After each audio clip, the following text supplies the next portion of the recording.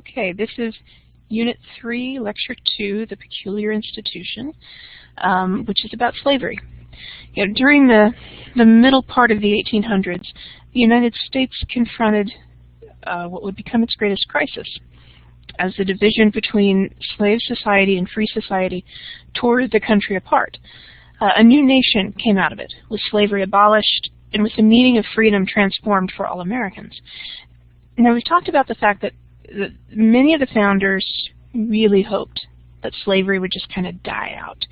But as we've seen, it actually grew in size and importance as the century progressed. The slavery expanded into the West as we got more territory. The slave population was at just about 4 million by 1860. After northern states abolished slavery, it became what the South called its peculiar institution. It was the basis of a society that was becoming ever more different from the rest of the country in economics and social values. You know, this was, if you go back to the Market Revolution lecture where we talked about transcendentalists and individualism, and this was the age of the allegedly self-made man. No man, if there is any such thing, no man could claim that more than somebody like Frederick Douglass. Nobody rose more dramatically from very humble origins than someone like Frederick Douglass. Douglass was born a slave in 1818, and he became a major figure in the abolition movement, the women's rights movement, in the civil rights movement after the Civil War. He was the son of a slave mother and an unidentified white man, probably his owner. As a young boy in Maryland, he had learned to read. He'd been taught in secret by the wife of one of his other owners. And then he went on to teach himself to write by watching white school children do their schoolwork. And he said that from that moment he understood that knowledge was the pathway to freedom. Douglass experienced slavery in all sorts of different varieties. He was bought and sold many times. So he worked as a house servant, he worked in a Baltimore shipyard, he worked as a field hand on a plantation, and when he was 15, the man who owned him at that point sent him to a man named Covey, who was known to be a slave breaker. People sent slaves who were too rebellious, maybe a little too smart, to slave breakers, and they would be worked at hard labor until they were too tired to fight, and then beaten until they were too scared to fight. And that seems to have worked pretty well for most slaves, to break them. Sometimes it didn't, and it doesn't seem to have worked on Frederick Douglass. After almost a year of daily whippings, Douglass fought back. Covey, the slave breaker, couldn't kill him because Douglass didn't belong to him. That's probably the only thing that saved his life. So he was sent back to Baltimore as a failure. And while he was there, he met a free black woman named Anna Murray. She worked on the docks there in Baltimore. She helped him escape by, she was friends with some of the sailors there. She was a laundress. So she took pieces of their uniforms and created like a whole uniform for Frederick Douglass to make him look like a sailor. And one of her friends lent Frederick Douglass his freedom papers so that he could wear the uniform, carry the papers, escape to the North. Frederick Douglass went on to become the most influential African American of the 1800s, the most vehement supporter of full black equality. He went on lecture tours all over the North. In Great Britain, he was the editor of a number of anti-slavery newspapers and magazines. He published a very famous autobiography, kind of like Equiano. His accomplishments were a testament to how incorrect people were in their ideas about racial inferiority and inborn characteristics. Douglass was also active in other reform movements like the Campaign for Women's Voting Rights. During the Civil War, he advised President Lincoln to accept black recruits. He supported voting rights for newly freed slaves. Unfortunately, despite all the work, despite all the hope, despite everything that was done, when Frederick Douglass died in 1895, he's going to see a new system of white supremacy being tightened over the South, and much of his life's work being undone. Throughout his career, Frederick Douglass insisted that slavery could only be overthrown by continuous resistance. He said that people who talked and talked about abolition but didn't actually do anything were like men who want crops without plowing up the ground. They want rain without thunder and lightning.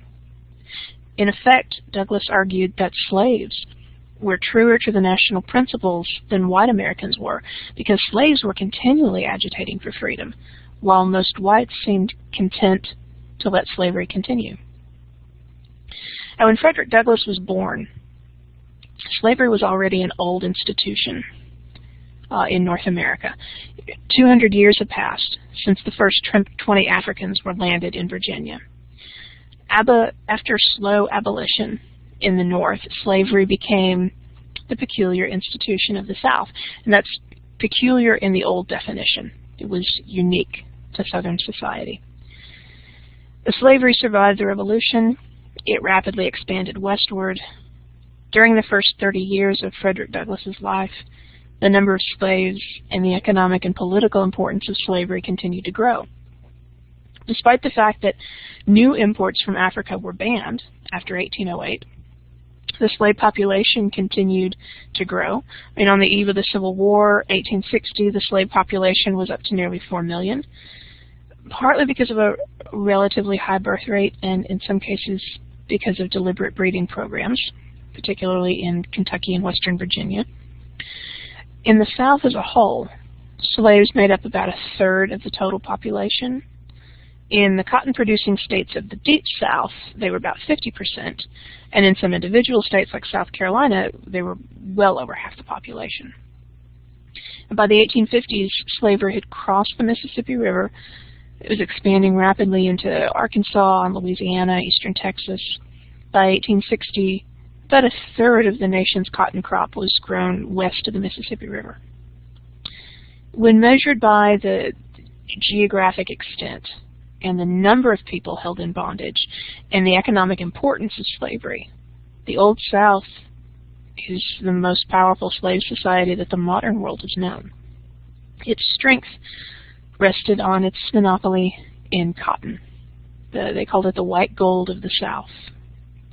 Because the early Industrial Revolution centered on textile factories, cotton had become by far the most important commodity in international trade, and 75% of the world's cotton came from the United States.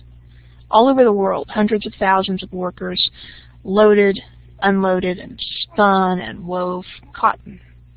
Thousands of manufacturers and merchants owed their wealth to the cotton trade. Textile manufacturers in places like Boston and Manchester, England, and Moscow, Russia, depended on a regular supply of American cotton. As early as 1803, cotton had become the most important American export. Cotton sale earned the money that let the United States pay for imported manufactured goods.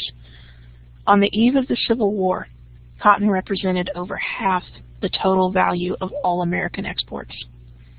In 1860, the economic investment in the slaves that grew the cotton, just the slaves, not the crop, not the land, not the equipment, just slaves, exceeded the value of all the nation's factories, railroads, and banks combined.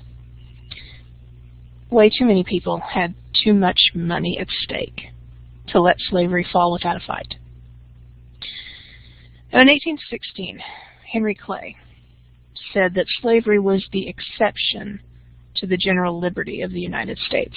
But Clay, like most people, underestimated slavery's impact on the nation. Yeah, the free states had ended slavery, but they were still affected by it. For one thing, the Constitution continued to enhance the power of the South, both in the House of Representatives and in the Electoral College, because of the 3/5 Compromise. The Constitution also required free states to capture and return runaway slaves in violation of their own state laws. Slavery shaped the lives of all Americans, white as well as black. Nobody's hands were clean. Even if a white person in the far north of Minnesota never met a slave, slavery still influenced where they lived and how they got the land and what kind of work they could do, and under what conditions they could exercise their freedom of speech and assembly in the press. And Northern merchants and manufacturers participated in the slave economy.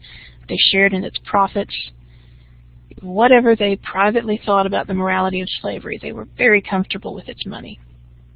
Money earned in the cotton trade helped to finance industrial development, internal improvements in the North. I mean, Pennsylvania had so many railroads, but they get the money for that railroads. They got it from taxes. The taxes were paid by manufacturers and merchants, most of them dealing in slave-grown cotton, cotton products, or other slave-grown crops.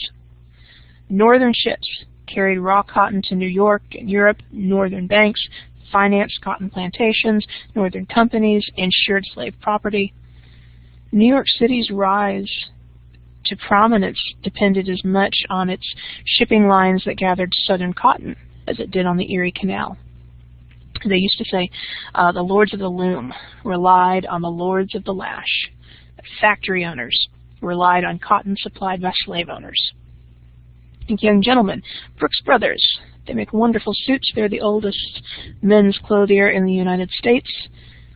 They made an awful lot of their early profit, taking slave-grown cotton, turning it into cheap cotton cloth, which they then sold back to slave owners to clothe their slaves.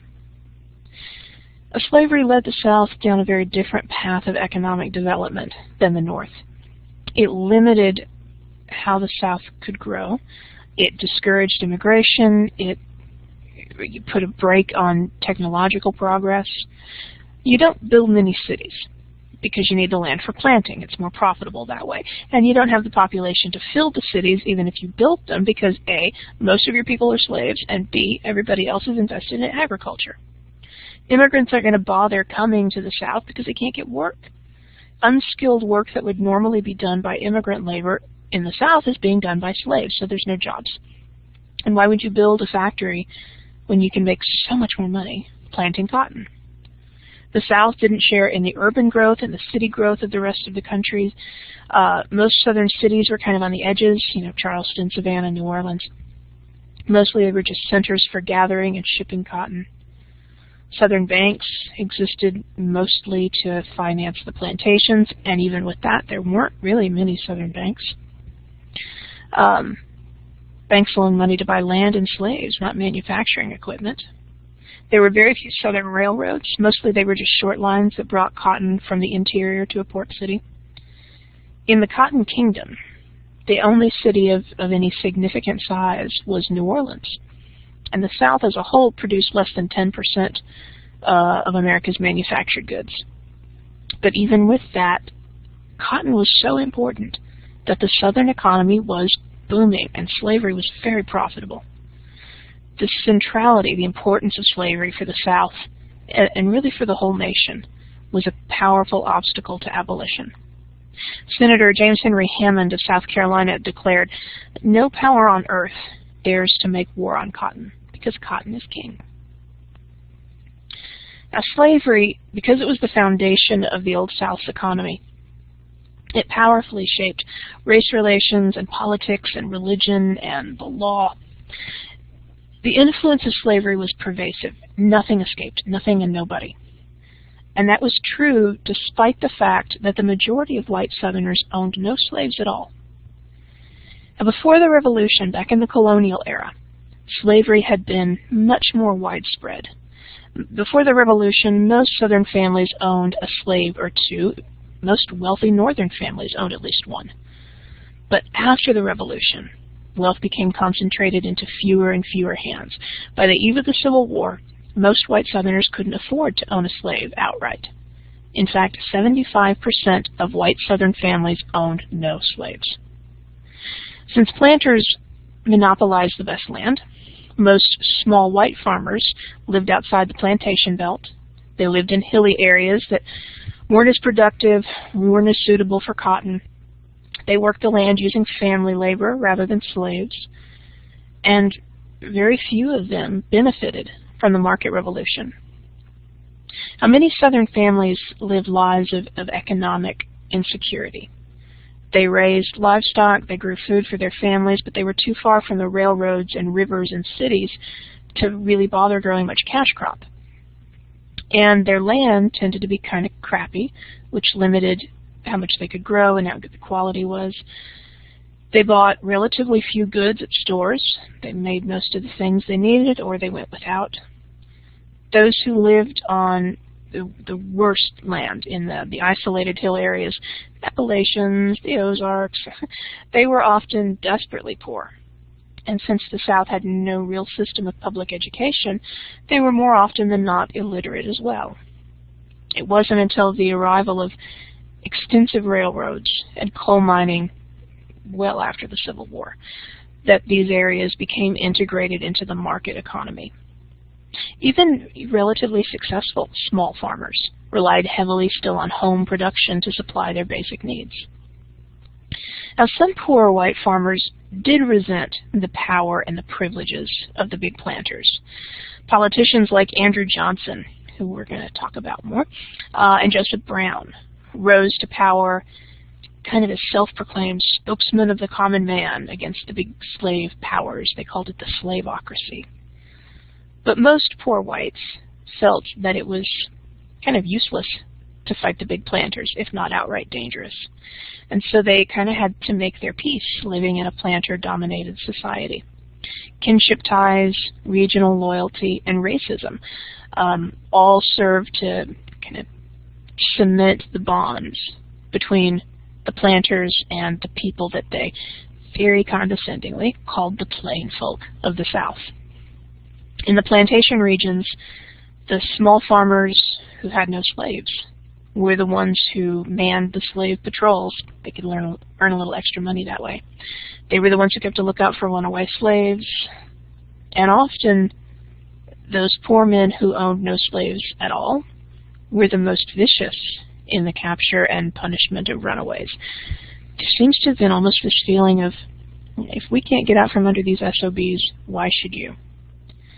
And for some small farmers, the ones who had almost nothing, what they did have was knowing that they were better than slaves. And if slavery dies out, then what do they have? Non-slave owners would sometimes rent slaves from the planters. They regularly elected slave owners to public office in the South, even in states where they weren't required to. Like other white Southerners, most small farmers believed that their freedom depended on the existence of slavery.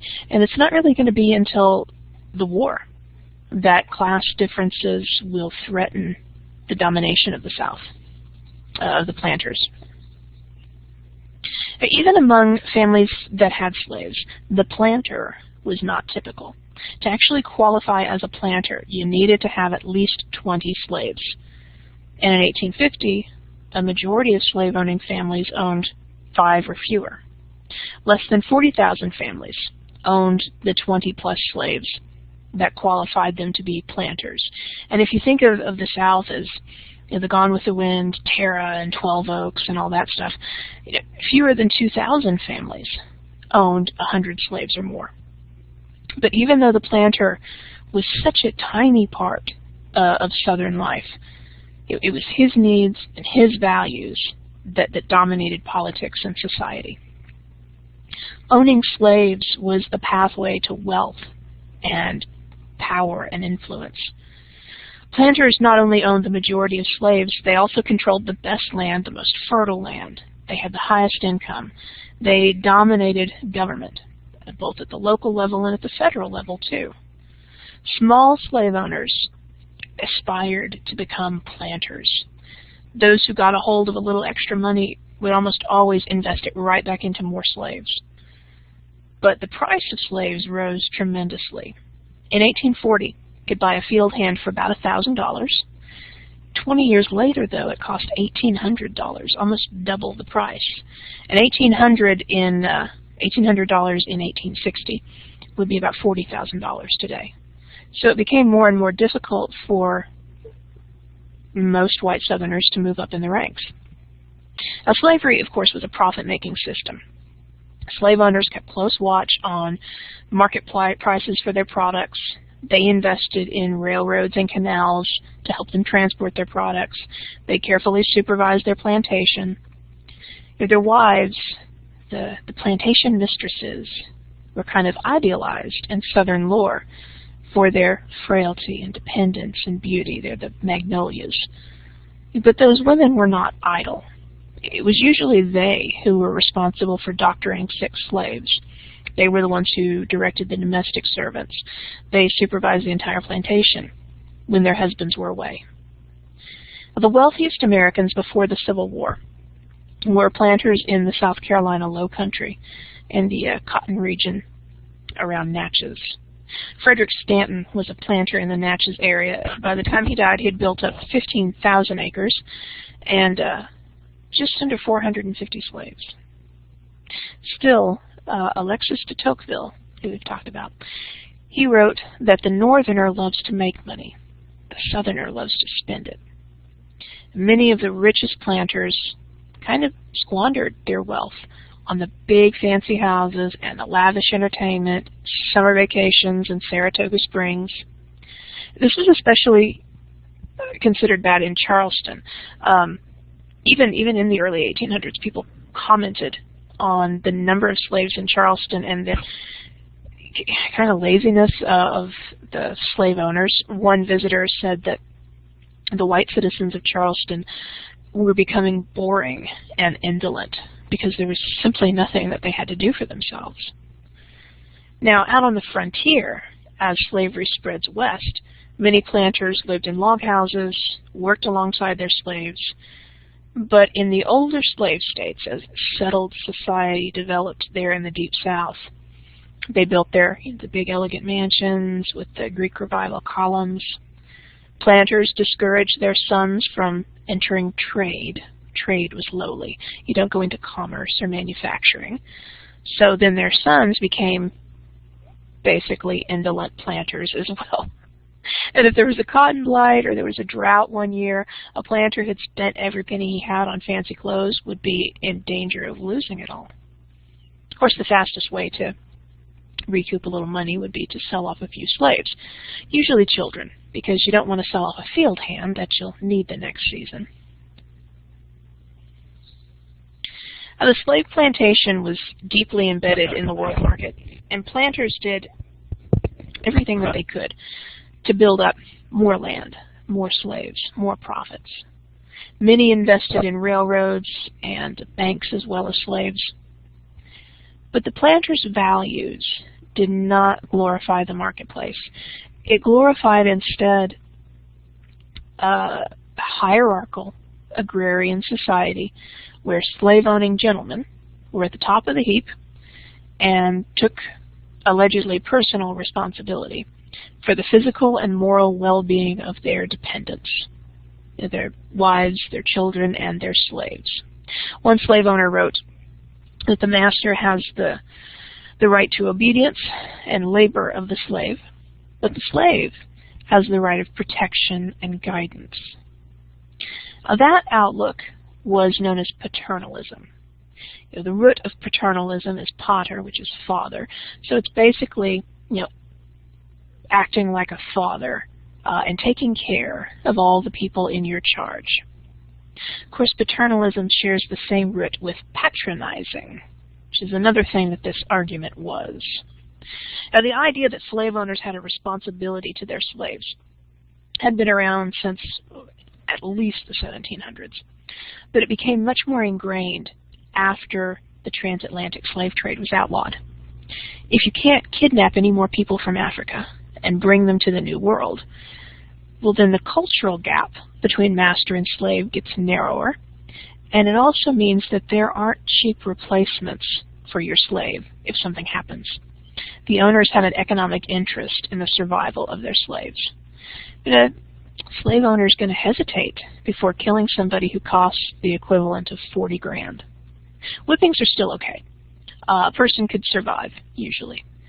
But with slaves so expensive in the 1800s, the risk of using old punishments like oil or lopping off a limb, that's not cost effective. And make no mistake, for all of their high-minded, we're all family talk, this paternalism idea was nothing more than a justification for a money-making evil. Every now and then, you will hear people from old Southern families say, oh yes, my ancestors owned slaves, but it wasn't that bad. They were just like family. That's bullshit. If they were just like family, they wouldn't have been slaves.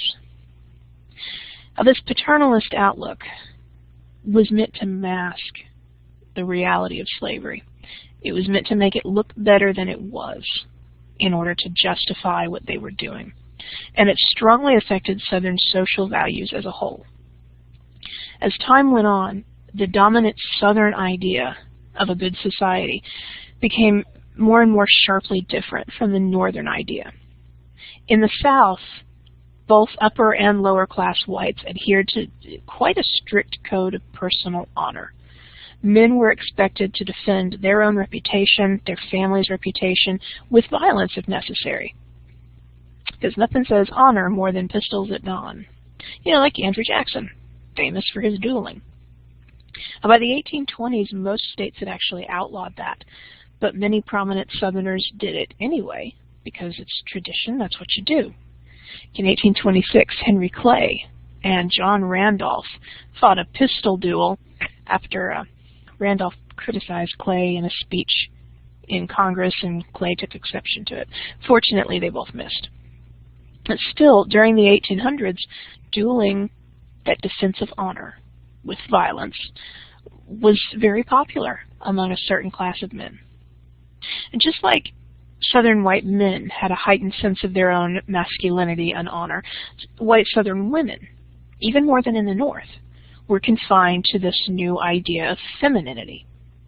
A lawyer in Virginia wrote that a man loves his children because they are weak, helpless, and dependent. He loves his wife for similar reasons. And women in the North, before the Civil War, they had outlets. There were religious movements, there were reform movements, there were literary societies and ladies' aid societies.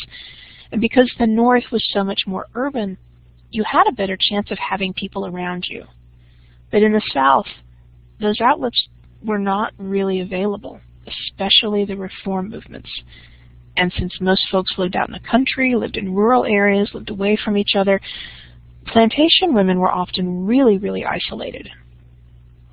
Now, in the 30 years before the outbreak of the Civil War, even while criticism grew, pro-slavery thought became very popular in the South.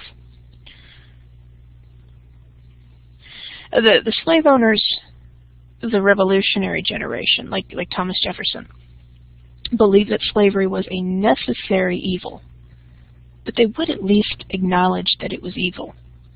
As we get closer to the Civil War, though, fewer white Southerners would acknowledge the inherent evil of slavery. John Calhoun, in 1837, said that the old idea that slavery was evil was folly and delusion, and we now see it in its true light and regard it as the most safe and stable basis for free institutions.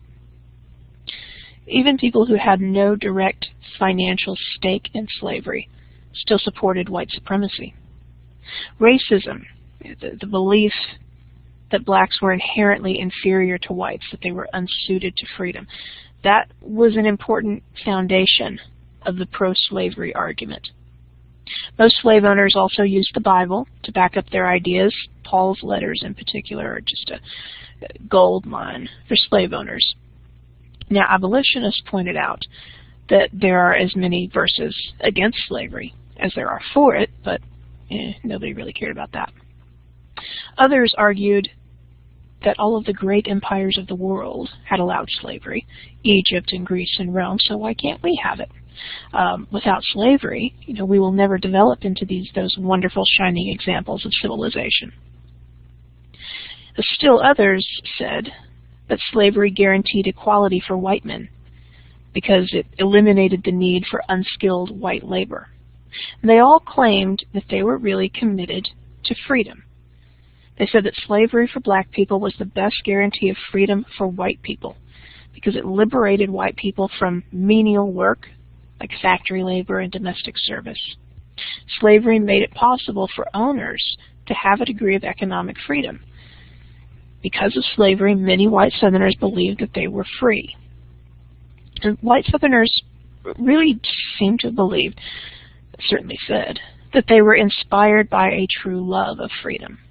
Their political language was filled with contrast between liberty and slavery, and they often complained that Northern politicians were trying to turn them into slaves by outlawing slavery, I guess. They did literally argue that if they were not allowed to own slaves, that they would be slaves themselves. Southern state constitutions enshrined the idea of equal rights for freemen. The South, in the early 1800s, participated fully in the movement for full suffrage for white men. But beginning in the 1830s, some pro-slavery writers began to question the idea of liberty and equality and democracy, even for white men. South Carolina, in particular, became the home of an aggressive defense of slavery. They began to attack the idea that freedom and equality were universal rights at all. John Calhoun, again, wrote that the Declaration of Independence was the most false and dangerous of all political errors because it said that all men were equal and entitled to liberty. Pro-slavery spokesmen reached back into the past and they held up that old definition of liberty, that it's a privilege and not a right. As the North versus South controversy began to heat up again after 1830, a number of Southern politicians and writers came to defend slavery not just as the foundation of their society, but of every good society. They began to say that not only was slavery good for the American South, it would be good for everyone, and the North should repeal their anti-slavery laws, because the best defense is a good offense. Many Southern preachers argued that inequality and submission was a fundamental law, and it's what God intended. A writer from Virginia named George Fitzhugh took that argument to its most bizarre and radical conclusion. He turned his back not just on Jefferson's ideals, but on the entire notion that America had a special mission in the world. Fitzhugh said that universal liberty was not the natural condition of man. It's a dangerous idea, and America needs to shut up about it, or it'll upset the fabric of nature itself. Fitzhugh also said that the slaves, his slaves in particular, were actually the freest people in the world because they had no rent to pay, they didn't have to buy their own food, they had nothing to worry about, except for being beaten and sold and raped and having their children taken away from them and never having a moment when they only belonged to themselves. Aside from that, totally free. Fitzhugh said that white factory workers would be better off as slaves so that they could also have no worries. Shockingly, no white people at all took him up on his offer. But it wasn't unusual, really, to hear white Southerners say that their slaves were better off than Northern factory workers. A politician from Illinois who was trying to get involved in national politics in this era, Abraham Lincoln, pointed out that all these pro-slavery arguments serve the interests of the slave owners. There's no real pro-slavery argument that serves the interests of the slaves. Lincoln said that if a slave owner was trying to figure out whether or not he should free all his slaves, he had really only two choices. First, say that God likes slavery, and therefore he can keep his comfortable life exactly the way it is. Or second, say that God hated slavery. Then he has to set all his slaves free and start working for himself. Given those two choices, it's not surprising that slave owners chose option one. Now for slaves, the peculiar institution meant a life of unending work, brutal punishment, and the constant fear that their families would be destroyed by sale. Under the law, slaves were property. They did have a few legal rights. Every state made it illegal to kill a slave, except in self-defense. But what counted as self-defense was pretty broad. If a slave was accused of a serious crime, like arson, he was allowed to have a trial if he could make it to the jail alive, but the judge and jury would be all white and usually all slave owners. Slaves could be sold, rented by their owners. They had no voice in the government that ruled over them. They couldn't testify in court against a white person, sign contracts, buy property, leave the plantation without permission. Now, not all of those laws were as rigorously enforced everywhere. Some slave owners did teach children to read, but only a few. In the South Carolina rice fields, owners would sometimes allow slaves to carry shotguns to scare the birds away from the fields. In some areas, it was common for slaves to gather for worship without white supervision on Sundays. But that always depended on the whims of the owners, how much they feel like giving this time. If they let you have church on Sunday without white supervision this week, that doesn't mean that they're going to let you do it next week. And if they change their minds, you've got no recourse. Not only did the owner have the legal right to the time and labor and service of his slaves, there was really no aspect of a slave's life that was free of interference. They couldn't choose who to marry. Legal marriage wasn't available. Even to have a slave marriage, they had to have the owner's permission. And the entire system of Southern justice, from the state militia and the courts down to the slave patrols on the roads, was designed to enforce the owner's control over the person of his slaves. In one infamous case, a Missouri court had to deal with a slave named Celia. Her master raped her and she killed him. And Missouri state law said that any woman in those circumstances could act to the furthest degree of self-defense. So if a woman kills a man who attacks her, that is self-defense and it's fine. But the court was not willing to set a precedent which said slaves can defend themselves by killing their owners. So the court ruled that Celia was not a woman in the eyes of the law. She was a slave. Her owner had complete power over her body and person, so the court sentenced her to death. But because she was pregnant from that rape, her execution was postponed until the child had been born, because they didn't want to deprive her owner's heirs of their property rights. As the 1800s progressed, some southern states passed laws to prevent such extreme mistreatment. The living conditions of slaves did improve a little bit. In the newly settled areas out on the frontier, there was often a lot of wild game around. Many slaves were able to hunt and kind of supplement the food they got from their owners, which was usually just cornmeal and fatback. Sometimes owners would let slaves have a little plot of land, keep gardens. Compared with slaves in the West Indies and Brazil, American slaves did have better diets, lower rates of infant mortality, longer life expectancies. There were a lot of factors that contributed to this. One was the growing strength of paternalism. Even Frederick Douglass said that to not give a slave enough to eat is regarded as the most aggravated development of meanness. And most of the South lies outside the malaria belt, so health among all Southerners was better there than in the Caribbean. And with the price of slaves rising so dramatically, it made economic sense for owners to be concerned with the health and the living conditions of their property. Now, improvements in slaves' lives were always meant to strengthen slavery. It was never meant to undermine it. Even while the material lives of slaves improved in most places, the chains were drawn a little tighter. Slaves in the United States did have better health, did have better diets than slaves in Brazil and the Caribbean, but they had a lot less access to freedom. In Brazil, it was not uncommon for an owner to free mass numbers of slaves during celebrations, during a wedding or at Christmas, or let slaves save money and buy their own freedom. Slavery in Brazil technically lasted until 1888, but by 1850, more than half of their African-descended people were free. In the American South, though, more and more states limited voluntary freedom. Some of them said that if a slave owner wanted to free a slave, the state legislature would have to approve. Yeah, they never approved.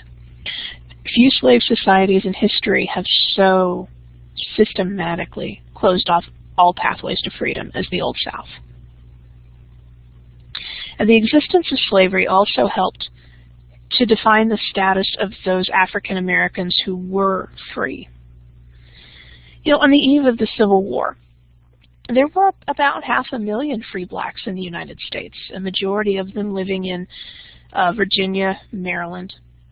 Most of them were descendants of slaves who were freed right in that, all of that hoopla at the end of the Revolution and that mass emancipations that we sometimes had, descendants of that. There were also a few slaves who had been freed more recently or bought their freedom, and there was a significant number of runaways. Being free and being black meant something different than being free and white. Whites defined their freedom in part on their distance from slavery, but among black Americans, according to Frederick Douglass, the distance between the slave and the free is not great. Northern free blacks generally couldn't vote. They had limited economic opportunities.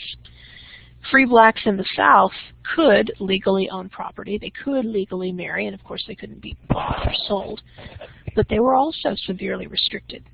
Free blacks had no vote, no voice in the government. Many of the slave codes also applied to free African Americans, so they weren't allowed to own dogs or firearms or buy liquor, couldn't strike a white person even in self-defense, couldn't testify in court, couldn't serve on juries, at all times had to carry with them a certificate of freedom, because the assumption was if you were black, you were a slave. And if a poor black man fell into debt, he could be rented out like a slave. A judge in South Carolina declared that free Negroes belonged to a degraded caste of society and should learn to conduct themselves as inferiors. Free people in other slave societies didn't always have those restrictions, like in the West Indies. There was a significant population of mixed-race children, white owners, female slaves. Now, in the U.S. that was true as well. A lot of children of female slaves and white owners. They usually were just kept as property. In the West Indies, though, they would be set free. They didn't legally have to be, but usually just traditionally, as a matter of course, it is socially acceptable to free your children. And then there was a place in society for them. They could own shops, they could own property, they worked as clerks in government offices. But in the United States, society said that black equals slave. And there just wasn't a lot of room on the edges of that definition. Free African Americans were increasingly seen as a potential danger to the slave system. By the 1850s, most southern states would not allow free blacks to enter their territory at all. A few even tried to kick out the people who had been living there since before the Revolution. Now, a few free blacks did manage to prosper in southern society. William Johnson was a barber, I think, around Natchez, saved up enough money to buy some land and some slaves. He was befriended by some of his upper-class white neighbors.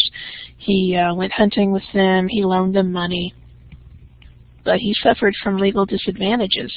One of the reasons why his white neighbors felt safe borrowing money from him is that when they wouldn't pay it back, he couldn't sue. A very few free blacks, less than 2%, lived in the Deep South. Most folks lived in cities because it's safer. You've got a community around you. Mississippi, because it was overwhelmingly rural, had fewer than 800 free blacks in 1860. New Orleans and Charleston, on the other hand, they had actually a relatively prosperous free community, mostly made up of mixed-race people. Some of them became, especially in New Orleans, some became truly wealthy. Many free blacks in southern cities could send their kids to school, worked as skilled craftsmen like tailors and carpenters and mechanics, but they could only work in the black community, and that kind of limited their ability to expand. They built churches and schools, although, again, in most southern states they had to have white supervision. Some very, very elite free people in New Orleans sent their children to France to school.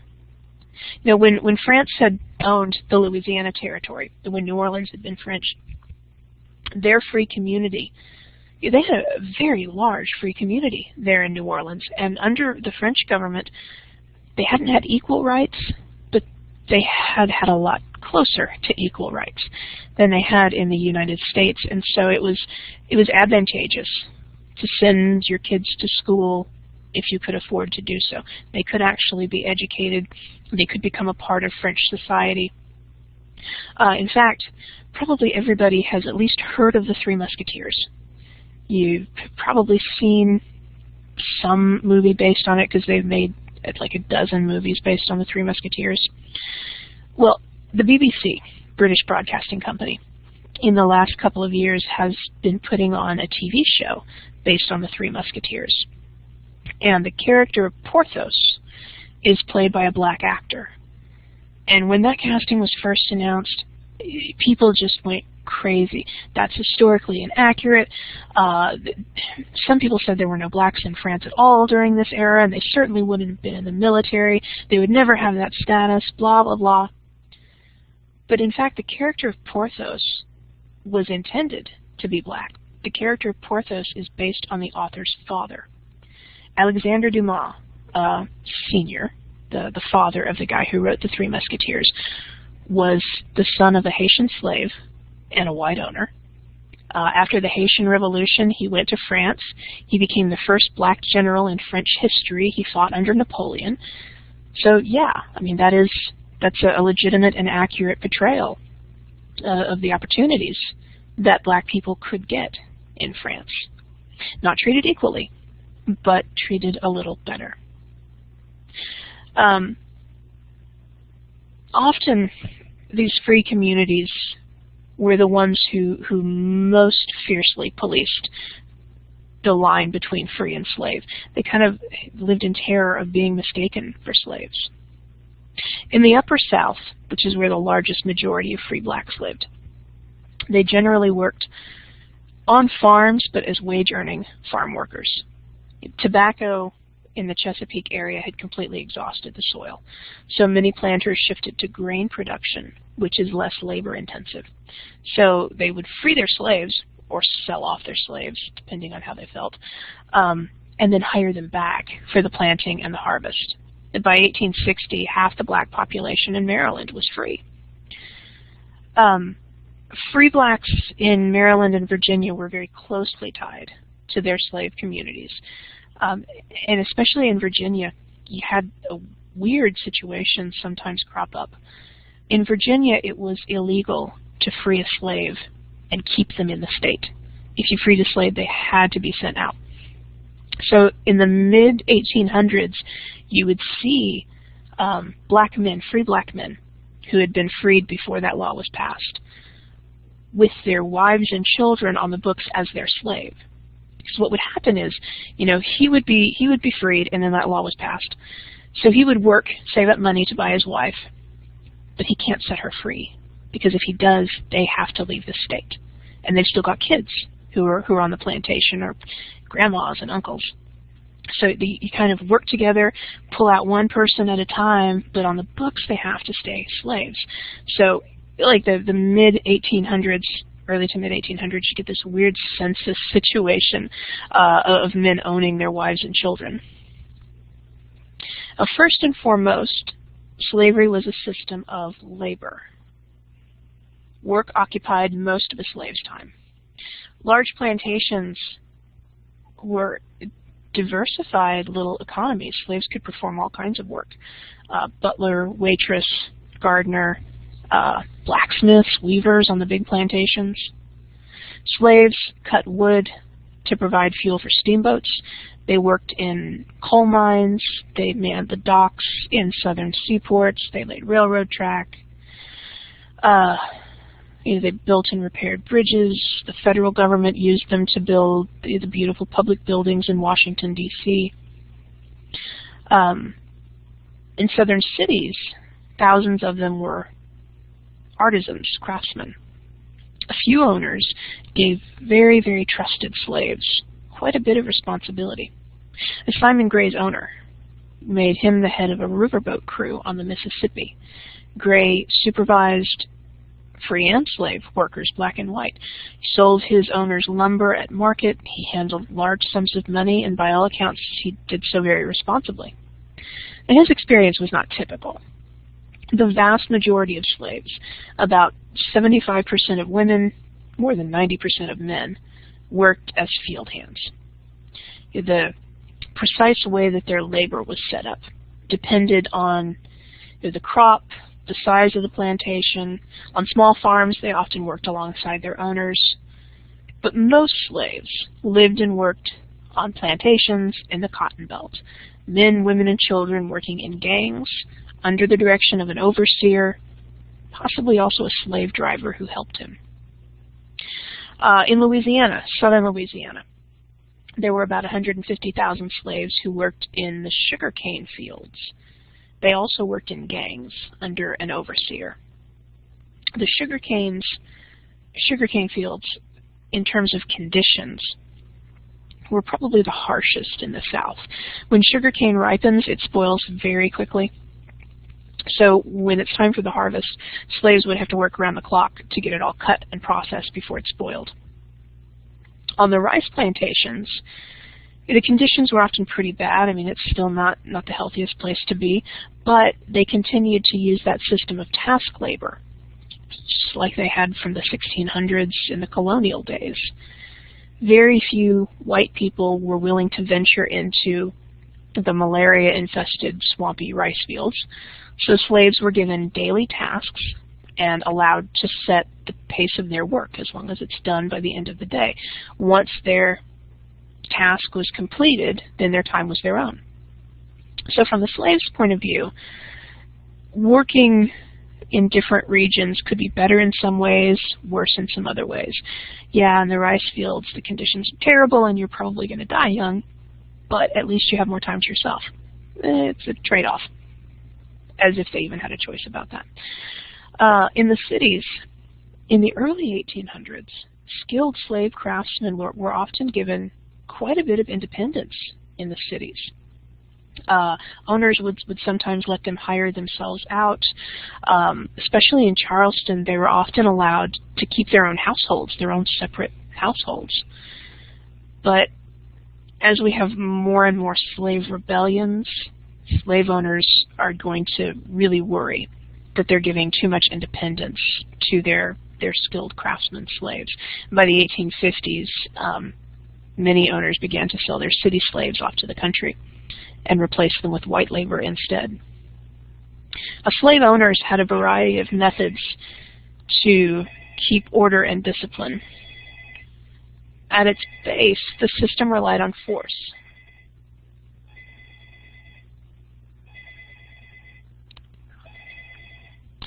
Masters had almost complete power in inflicting punishment. Almost no slave made it through their whole life without a whipping. Being whipped in itself was traumatic, but in reading slave narratives and interviews, especially after the Civil War, a lot of slaves talked about how much worse it was to watch somebody else be whipped and be able to do nothing.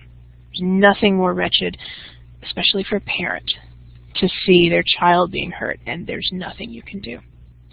Any minor infraction could be punished by whipping. It was just very, very commonplace. One planter in Georgia wrote in his diary how very annoyed he was that he'd had to whip a slave for not bringing him milk for his coffee. Now, there were more subtle means of control. Owners often encouraged divisions between their slaves. Field hands, house servants kind of exploited that division, treated some people a little better than others. They would create systems of reward for good work, get a little extra time off, maybe a little bit of money. They would sometimes pay for any information about rebellious talk, pay you to tattle on a slave who wasn't working quite hard enough. But the most powerful weapon that a slave owner had was the threat of sale. It separated people from their families and from the communities that against all odds, they had managed to create. Slaves never gave up their desire for freedom. They never lost that determination to fight against total control over their lives. In the face of grim realities, they did succeed in creating a semi-independent culture, especially centered on the family and the church, that allowed them to survive without sacrificing their identity and their self-esteem. And it let them pass to their children and their grandchildren a set of values that were fundamentally at odds with the values of their owners. A slave culture drew on the various African heritages of the slaves. Especially West African influence was very evident in music and dance and the style of worship, the use of herbs by slave healers. At the center of the slave community was the family. In the 1600s, I think we talked about, women were kind of rare. Most slaves were men. The children that were born here died usually very young, very high infant mortality rate. But throughout the 1800s, we started to see a much more even male-to-female ratio, and that made it more possible to create families. Now, the law did not recognize the legality of slave marriages, and the owner would have to consent even before slave marriage could be held, and of course families were in constant danger of being broken apart by sale. But even with that, most slaves wanted to marry and wanted to have children, which can sometimes be confusing to people on the outside. If you live in this kind of world, why would you want to bring somebody else into it? Families are hope. Children are hope that something will get better, that you will be able to provide something better for them. It's looking ahead to the future. And that was absolutely something that was present in these slave cultures. But to solidify a sense of family, slaves usually named their children after grandparents and cousins. Most slaves did grow up in two-parent families, unless they were broken apart by sale. Because of sale, the slave communities also had a higher percentage of female-headed households than the free communities around them. And the threat of sale was probably the most powerful weapon that slave owners had. As the domestic slave trade expanded with the rise of the Cotton Kingdom, about 1 in 3 slave marriages in Virginia was broken by sale, because that's how Western Virginia got a lot of their money. Fear of sale was, to hear former slaves talk about it, and like during the Depression in the 1930s, historians were sent out to interview elderly people on reel-to-reel tape recorders, so you can sometimes go on the Smithsonian website and find and listen to these interviews, and listening to them talk, it's like fear of sale was this thing that followed them around, like constantly being stalked by this dreadful thing. Because of this growing paternalist idea, some owners encouraged slaves to marry because it was a good and moral thing to do. Some owners were aware that their slaves had family connections, like Thomas Jefferson said that it was a sin to sell a child away from their mother. But when times got rough, there was never any real hesitation in selling off someone's child. Other owners were completely unaware that their slaves had families, and their interest in children was whether they were big enough to be sent to the fields. Like the federal census before the Civil War broke down the white population in 5-year increments, but it divided slaves only once at the age of 10, which was the traditional age to enter the plantation labor force. Although in reality, most kids started working about 6 or 7, either in the big house or tending livestock. In some ways, gender roles under slavery were very different than in free society. Slave men and women experienced, in a weird sense, an equality of powerlessness. The cult of domesticity that we talked about, it didn't apply to slave women. They regularly worked in the fields. Slave men couldn't act as providers for their families. They couldn't be the protectors of their families. Now, when slaves had their own time, like on Sundays or in the task system set up, you would see more conventional gender roles take over. Slave men chopping wood and fishing, women taking care of their own children and sewing and washing.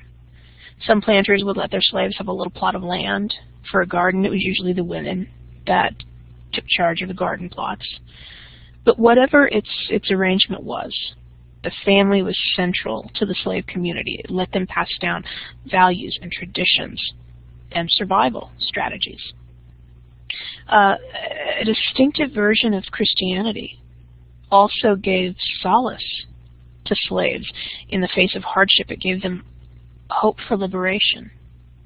As some African Americans, free and slave, had taken part in the First Great Awakening, and even more got swept into the Second Great Awakening, especially Methodist and Baptist revivals.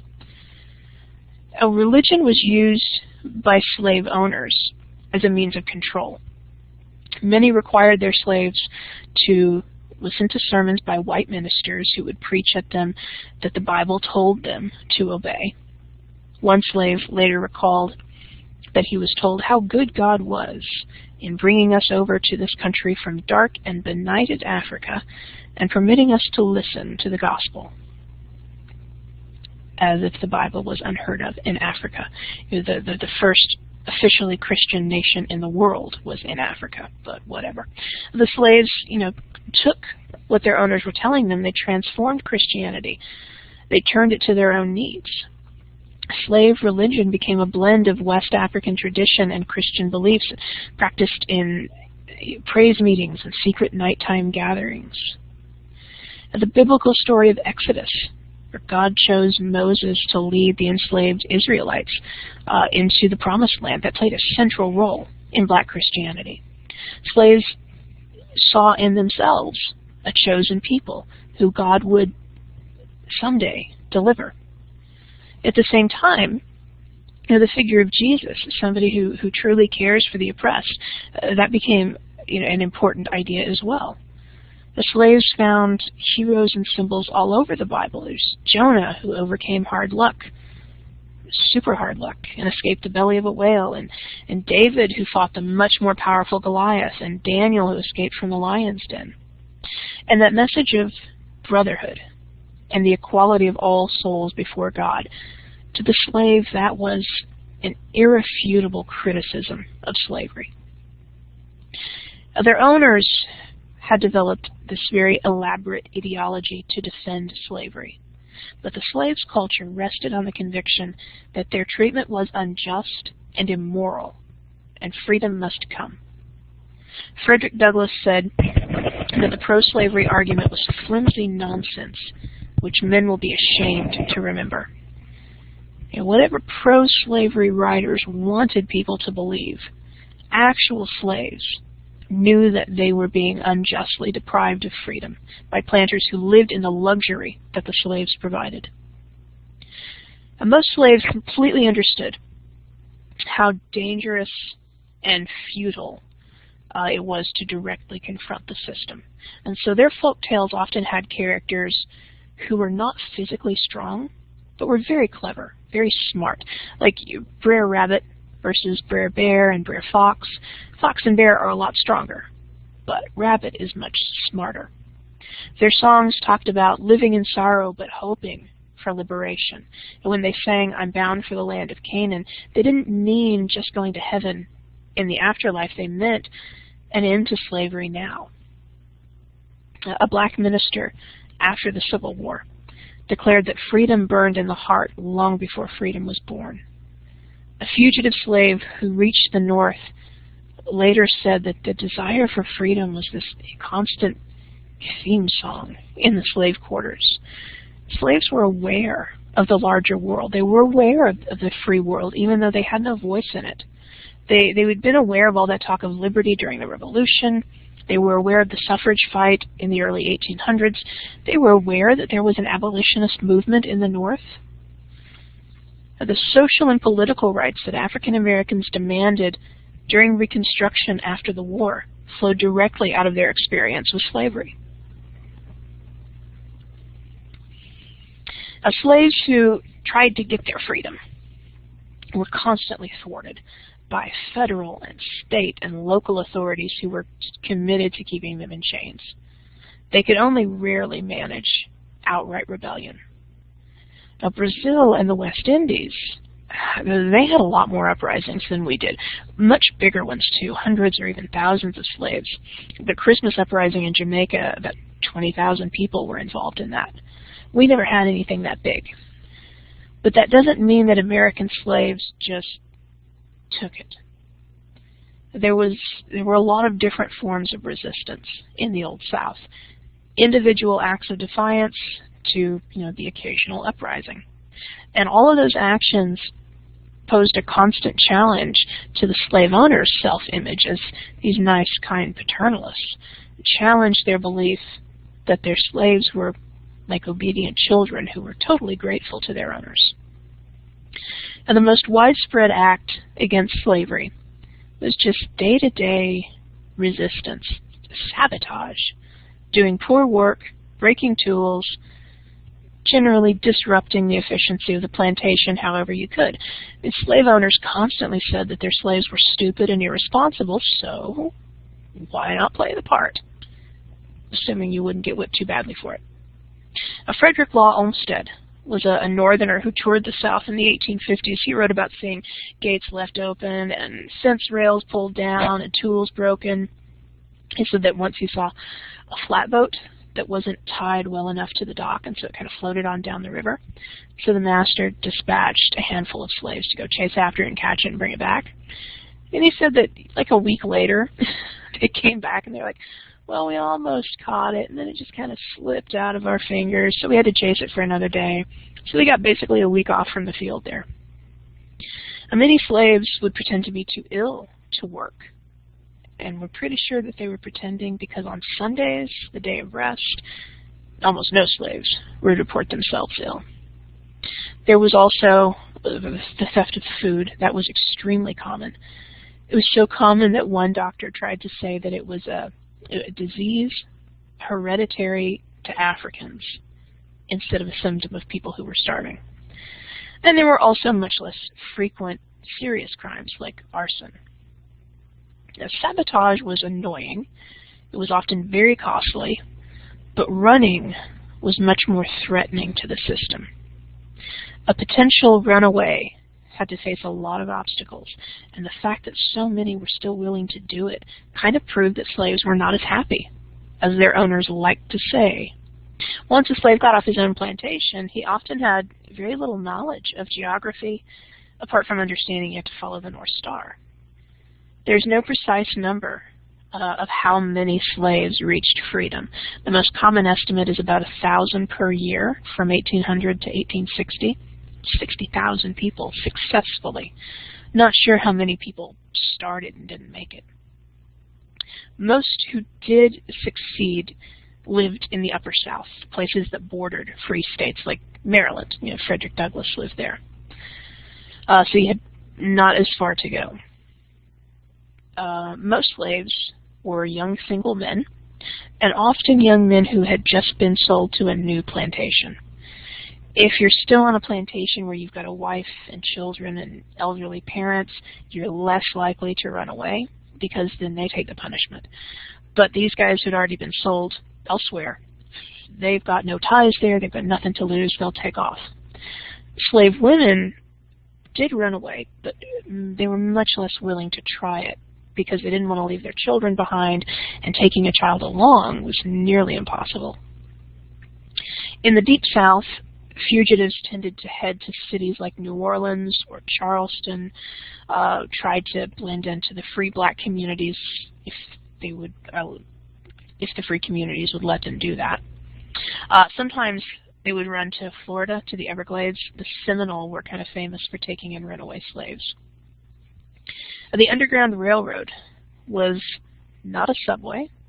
It was this organization of abolitionists who would hide fugitive slaves in their homes and then kind of direct them on to the next station and give them a little food and a little help. That did help many slaves. One of the ways that slaves would communicate with each other about how to find these places, which direction to go, me see if I remember how to do this. Was by using these quilts. And each different pattern had a different meaning. The first one is always the monkey wrench pattern. So when it's set up in a quilt like this is the monkey wrench here, making a yellow splotch on it. Everything in the first row they don't mean anything, because the monkey wrench is where you start like reading the quilt.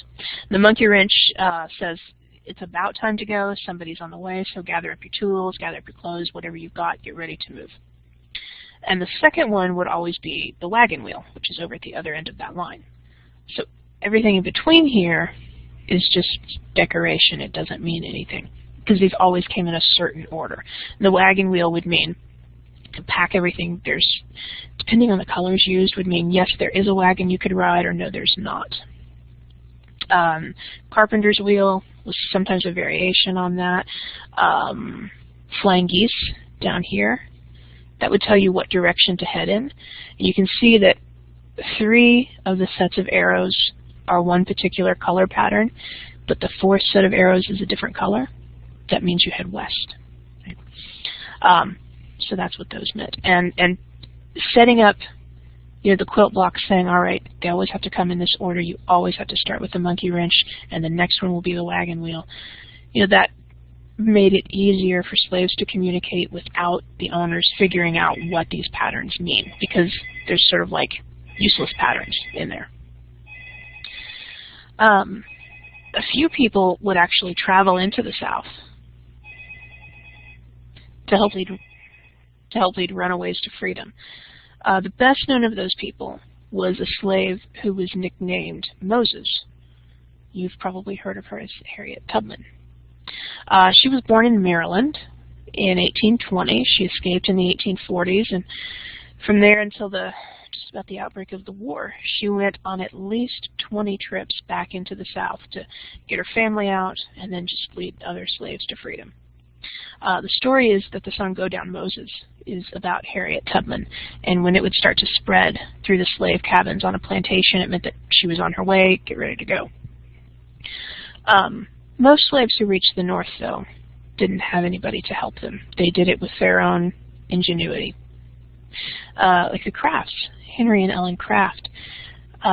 She was a very, very light-skinned slave, and so she and her husband escaped by impersonating a sickly white boy traveling with her slave, and her husband played her slave. And she had to pretend to be a boy because a white woman traveling with a male slave, people would have looked at that.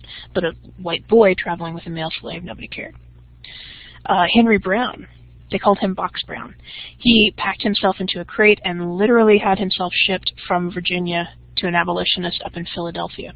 27 hours in a wooden box. Now, in a few instances, large groups of slaves collectively seized their freedom. The most famous, celebrated, I guess, not necessarily famous, but most celebrated instance of that involved the slaves who took control of the Amistad. It was a ship transporting them to Cuba in 1839. They tried to force the navigator to steer them back to Africa, but instead they wound up heading north, and they were seized off the coast of Long Island. President Van Buren wanted to send them on to Cuba, let them continue to be slaves. But abolitionists brought the case to the Supreme Court. Former President John Quincy Adams argued that since these people had been brought from Africa in violation of the slave trade ban, that they should be freed. And in one of the few good decisions of the Taney Court, they were set free. Most of them made it back to Africa. Now, the Amistad case didn't involve American slaves, so it had no legal bearing on slaves here. But it did inspire a similar uprising in 1841. 135 slaves, being shipped from Virginia to New Orleans, took control of the ship, sailed for the British Bahamas. They made it to Nassau, and the British accepted them as refugees. Now, resistance occasionally moved beyond acts like that into outright rebellion. The 4 largest conspiracies in U.S. history, occurred in the space of 31 years in the early 1800s. The first was Gabriel's Rebellion, which we've already talked about. 11 years later, there was an uprising on the sugar plantations upriver from New Orleans. Somewhere between 200 to 500 men and women armed themselves with machetes, marched toward the city of New Orleans, destroyed property as they marched. The white population just fled in panic to New Orleans. The army had to be called in to disperse the rebels. They seem to have been inspired by the Haitian Revolution. The next major conspiracy was organized in 1822 by Denmark Vesey. He had been a slave. He was a carpenter, and he had earned enough money to buy his own freedom. Vesey was a really charismatic guy, to hear people interviews afterwards. He had a leading role in the local AME church. His conspiracy kind of reflected a combination of African and American influences. Like, he studied the Bible, he tried to prove that slavery was against God's will, he quoted the Declaration of Independence, he was aware of everything surrounding the Missouri Compromise, he went around saying dangerous things like, all men have equal rights, so he's very much building on the Enlightenment there. His second in command, though, was a slave who only recently arrived from Angola, called himself Gullah Jack. He said that he was this mystical leader. He said that he could magically protect the rebels from injury. But in fact, the plot was discovered before they could take action. Evidence about the Vesey plot is kind of contradictory and kind of disputed. A lot of it comes from the trials that were held afterwards. The court operated in secret, and the slaves were not allowed to testify or confront their accusers, so we don't have any words from them. It's actually so bad that the governor of South Carolina, some of his slaves were involved in this conspiracy, he complained that the trials were violating the fundamental human rights of his slaves. And when the owner of rebellious slaves is complaining that the court is being unfair to his slaves, it's got to be really bad. The state's attorney general said basically, whatever, they don't have rights. In the end, 35 slaves and freedmen, including Vesey, were executed. Now, the best known of all the slave rebels is Nat Turner. He was one of those slave preachers. He lived in Virginia. Because he was a preacher, his owner had allowed him a little more leeway. He was allowed to travel to surrounding plantations and preach there. And so he very carefully, like 1 or 2 people on each plantation, very carefully, he would build up this little conspiracy of rebellion. He believed that God had chosen him to lead an uprising. He claimed to have seen this vision of black and white angels fighting and the heavens running with blood.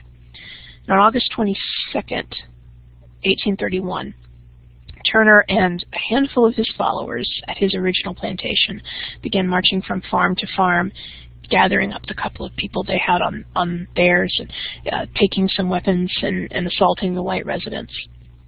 By the time the militia put down this uprising, about 80 slaves had joined Turner, and they'd killed about 60 white people. Now, Turner was captured and executed, of course. Now, Nat Turner's rebellion was the last really large-scale slave rebellion in Southern history.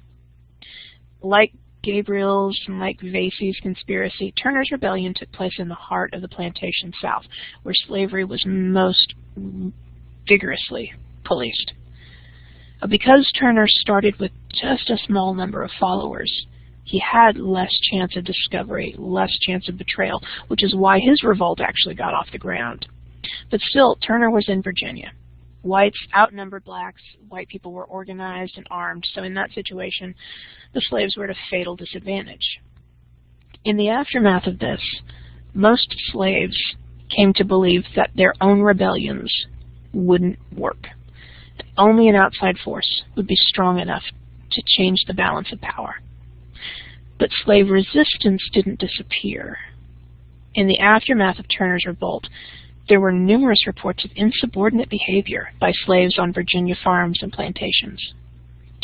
Turner's Rebellion really shocked the South. Slave owners worried that they themselves might have a Nat Turner in their midst, and in the panic that followed, hundreds of innocent slaves were whipped and a couple dozen were executed. For one last time, the legislature of Virginia openly debated whether or not to end slavery altogether. The western part of the state firmly supported abolition. They said, we don't want any more slave rebellions, don't let there be any more slaves. But the big plantation counties blocked it. Instead, the Virginia legislature decided to make slavery even more terrible than it already was. New laws made it illegal for any black person to act as a preacher, whether they were free or slave.